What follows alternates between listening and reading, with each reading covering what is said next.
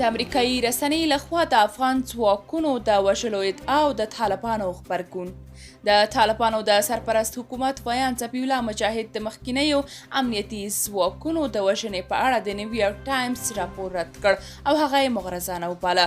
مجاهد نن چهارشنبه د وري په 24 ویلي د طالبانو مشرتابه له لوري عمومي بخښنه شوې او هیڅوک له چا څخه د انتقام اخیستلو حق نه لري.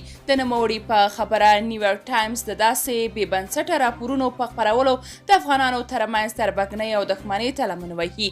پرون نیویارک ټایمز په یو څېړنیز راپور کې ویلي چې افغانستان کې د طالبانو د واکمنۍ په لومړیو 6 میاشتو کې د مخکینی حکومت نږدې 1500 کارکوونکي او د امنیتي ادارو پوځیان د طالبانو له لوري یا وژل شوي یا هم لا درکه شوي دي. نیویارک ټایمز ورځپاڼه وایي چې د غچ اخیستنې په اړه د څېړنیز راپور یې د بشري حقونو له سازمانونو او د افغانستان په لر او بر کې له 9 خبریالانو سره په ګډه د قربانیانو د کورنیو له غړو او د هغو کسانو د خبرو پر بنسټ یې چمتو کړی چې د غچ اخیستنې له دغو پیښو ژوندي وتلي دي.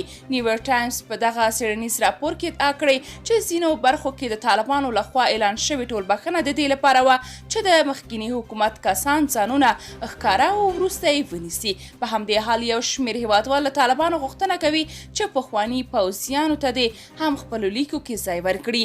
له یوې خوا په ورته رسمیت پیژندل اسانه شي او له بله خوا به یې پوځ له طالبانیزم څخه ملي شي. درنو لیدونکو، تاسو که د دې موضوع په اړه کوم نظر لرئ کومنټ کې شریک او چینل سبسکرایب کړئ.